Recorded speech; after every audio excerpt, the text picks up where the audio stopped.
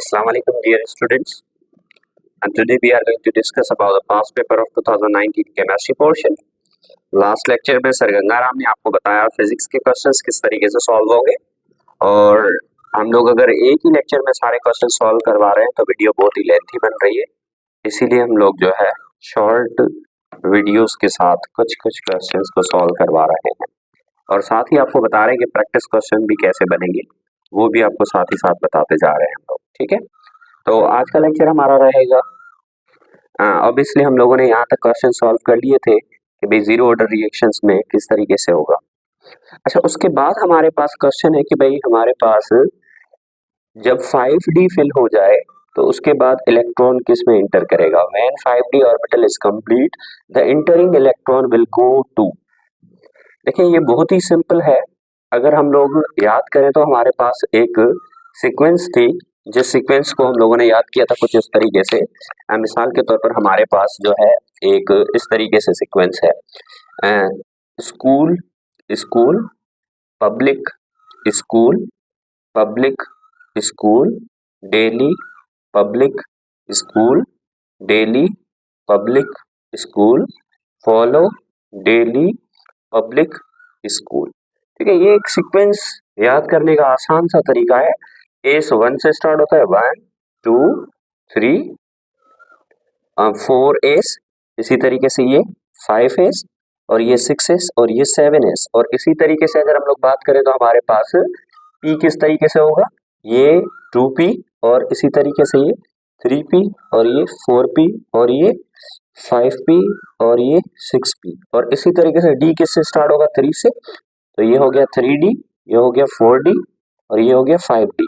इसी तरीके से 4 किससे स्टार्ट होगा, यानी f किससे स्टार्ट होगा, 4 से, तो ये 4 हो गया। ठीक है, अब सवाल क्या है, सवाल ये है कि 5d जैसे ही कंप्लीट हो गया तो उसके बाद इलेक्ट्रॉन किस में इंटर करेगा। लेट्स सी, 5d कंप्लीट होने के बाद क्या आएगा, 6p आएगा। तो हम लोग देखते हैं कि ऑप्शन है 6p, यस बिल्कुल पड़ा हुआ है, बी ऑप्शन इज करेक्ट। ठीक है, यानी कि 5d कंप्लीट होने के बाद 6p आएगा। अच्छा, ऐसे ही अगर सवाल बन जाए कि कौन सा ऑर्बिटल फिल होगा अगर 3d फिल हो जाए तो उसके बाद होगा 4p। ठीक है, अगर 4s फिल हो जाए उसके बाद क्या होगा, 3d होगा। 5s फिल हो जाए उसके बाद क्या होगा, 4d होगा। 5p फिल हो जाए उसके बाद क्या होगा, 6s होगा। ऐसे कई सारे सवाल बन सकते हैं जो सीक्वेंस अगर आप लोगों ने ये याद कर ली तो आपको आसानी से याद हो जाएगा कि क्वेश्चन इस टाइप के किस तरीके से सॉल्व हो सकते हैं। चलिए नेक्स्ट हमारे पास क्वेश्चन है, the units of KSP for the following reactions are. देखिए सबसे पहली बात, KSP का मतलब अगर आपको समझ में आ जाए तो आपको क्वेश्चन भी सॉल्व करना आ जाएगा। KSP का मतलब क्या होता है, KSP का मतलब होता है कि प्रोडक्ट ऑफ आइंस। ठीक है, प्रोडक्ट ऑफ आइंस। चलिए अगर हमारे पास कोई भी रिएक्शन है, ये A B है, इसमें कोई रिएक्टेंट बनता है ये A पॉजिटिव प्लस ये B नेगेटिव। अब अगर हम लोग इसकी KSP मालूम करना चाहते हैं तो what will be the KSP, KSP will be equal to product of A positive ions and product of B negative ions, इनका जो प्रोडक्ट होता है। ठीक है, अच्छा इसी तरीके से इसका यूनिट कैसे सॉल्व करते हैं, याद रखना, यूनिट में आसान लॉजिक से आपको समझाऊंगा, यूनिट सॉल्व कर रहा हूं। ठीक है, यूनिट सॉल्व करने का आसान सा तरीका क्या है कि आप लोग ऐसे करें कि मोल पर डीएम क्यूब लिखकर होल पावर प्रोडक्ट जितना है उतना लिख दें, यानी प्रोडक्ट के कोफिशिएंट काउंट करके वो लिख दें। ठीक है, अब मिसाल के तौर पर हमारे पास इसमें ये एक है, ये एक है, तो प्रोडक्ट कितना हो जाएगा, ये हो जाएगा 2, तो mole upon DM cube whole power 2। अब ये कितना हो जाएगा, मोल स्क्वायर, और इसी तरीके से डीएम 6, अगर हम लोग इसे ऐसे लिखना चाहें मोल स्क्वायर डीएम पावर -6 तो लिख सकते हैं। ठीक है, ये वाली पॉइंट अगर आपको क्लियर है तो इसी तरीके से हम लोग एक क्वेश्चन इसमें जो कि सॉल्व करेंगे, and that is the question. Question क्या है, क्वेश्चन है कि the unit of KSP for the following reaction are. चलिए देखते हैं, सॉल्व करते हैं इसको हम लोग। इसको अगर हम लोग सॉल्व करते हैं तो भाई हमारे पास देखेंगे तो प्रोडक्ट में कितने हैं, 1 और ये 2, टोटल कितने हो गए, 3 हो गए, यानी हम लोग ऐसे लिखेंगे मोल पर डीएम क्यूब होल पावर कितना लिखेंगे, 1 एंड प्लस 2 कितना हो गया, 3, तो इट मींस कि वी विल राइट 3। चलिए कितना हो गया, मोल क्यूब होल पावर DM9, ठीक है, ये जैसे होल पावर को कन्वर्ट कर दिया इसमें। अब ये क्या होगा, मोल DM-9। चलिए ऐसा कोई यूनिट देखते हैं भाई, ऐसा यूनिट हमारे पास ये वाला तो नहीं है, ये वाला भी नहीं है। Mole cube whole power D power जो होता है -9, तो सी ऑप्शन इज करेक्ट, बिल्कुल सही है, ठीक है। इसी तरीके से हम लोग नेक्स्ट क्वेश्चन सॉल्व करते हैं, that is hydrogen bond. Hydrogen bonds को रिप्रेजेंट कैसे किया जाता है? देखिए हाइड्रोजन बॉन्ड्स को रिप्रेजेंट करने का तरीका क्या है, या दूसरी बॉन्ड्स को हम लोग कैसे रिप्रेजेंट करते हैं, उसको अगर हम लोग समझें तो हमारे पास बॉन्ड्स को रिप्रेजेंट करने का तरीका ये है कि जैसे सिंगल बॉन्ड है, single covalent bond single line से, double covalent bond double line से, triple covalent bond triple line से। कोऑर्डिनेट कोवेलेंट बॉन्ड को एरो से रिप्रेजेंट करते हैं। कोऑर्डिनेट कोवेलेंट बॉन्ड को किससे रिप्रेजेंट करते हैं? एरो से रिप्रेजेंट करते हैं। और इसी तरीके से हमारे पास जो है, अगर हम लोग बात करें कि हमारे पास कोई भी इस तरह का बॉन्ड दूसरा बने, जैसे हाइड्रोजन बॉन्ड है, तो हाइड्रोजन बॉन्ड को हम लोग कैसे रिप्रेजेंट करते हैं? डॉटेड लाइंस से रिप्रेजेंट करते हैं, ठीक है। तो हमारे पास सवाल है कि hydrogen bonds are represented by, तो हाइड्रोजन बॉन्ड्स कैसे रिप्रेजेंट होती हैं? डॉटेड बॉन्ड्स से। Option D is correct. याद रखना, quantum number values for the 2p orbitals are, ये सवाल बहुत ही इंपॉर्टेंट है और पूछे जाते हैं डिटेल्स में कई बार। हम लोग सॉल्व करते हैं इस तरह का एक क्वेश्चन कि भाई क्वांटम नंबर्स कैसे सॉल्व किए जाते हैं। तो सबसे पहली बात, मिसाल के तौर पर हमारे पास है 1s, तो याद रखना इसमें ये जो 1 है that represents the principal quantum number, while the s का जो नंबर होगा वो एल वाला नंबर होगा, यानी एजीम्यूथल क्वांटम नंबर। कौन सा क्वांटम नंबर होगा? एजीम्यूथल क्वांटम नंबर, ठीक है। अच्छा, अब क्या होगा कि हमारे पास ये इस तरफ जो नंबर लगा होगा, ये तो हमें पता चल गया कि n होगा, लेकिन ये वाला जो नंबर है इसको सॉल्व करने का तरीका क्या है? इसको सॉल्व करने का तरीका ये कि s के लिए l की वैल्यू होती है 0, p के लिए होती है 1, d के लिए होती है 2, और इसी तरीके से f के लिए होती है 3, ठीक है। अब मिसाल के तौर पर हमारे पास है कोई भी orbital, let's suppose we are having 3d orbital. What are the quantum numbers for 3d orbital? That is n equal to 3 and l equal to, d के लिए l equal to क्या होता है? 2 होता है। What are the quantum numbers for f? That is n equal to 4 and f के लिए l की वैल्यू कितनी? And that is 3, तो 3 लिख लिया हुआ है, ठीक है। What are the quantum numbers for the 2p orbital? n equals to 2 and p के लिए l की वैल्यू क्या होगी?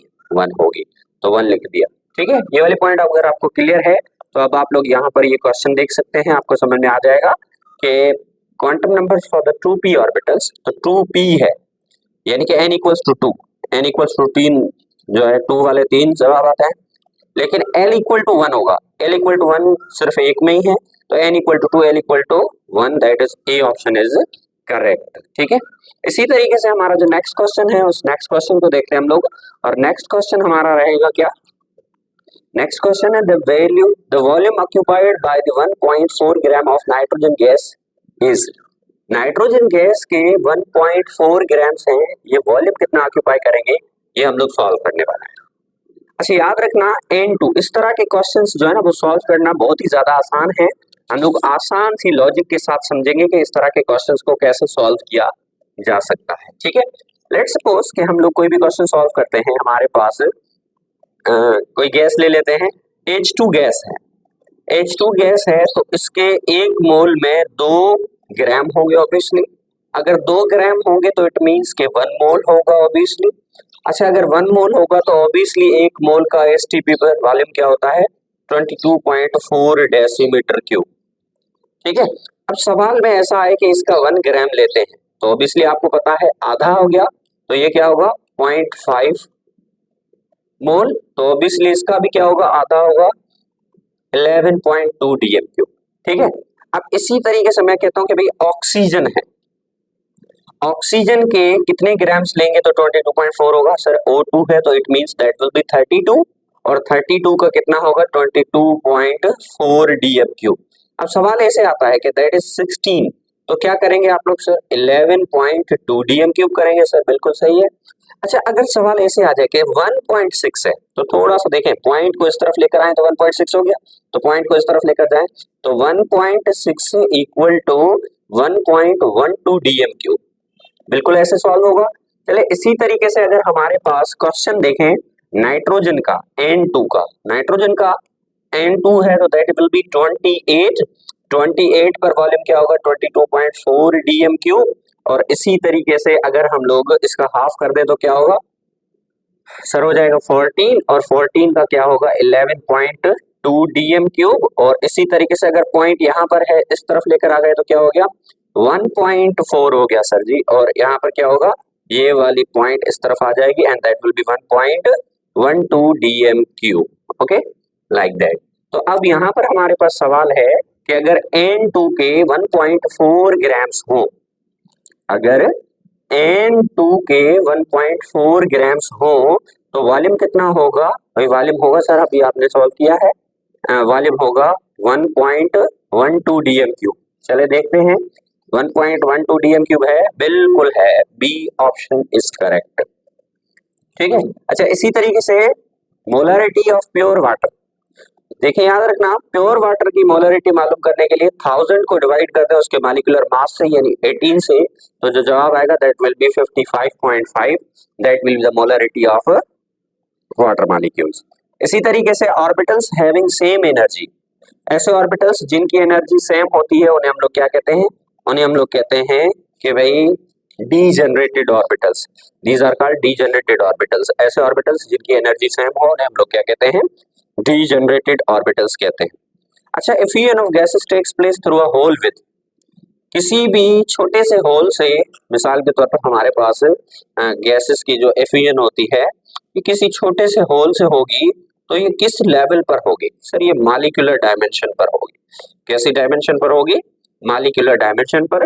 इट मींस के इसका ऑप्शन क्या होगा सही, तो that will be molecular dimensions, ये बिल्कुल सही है।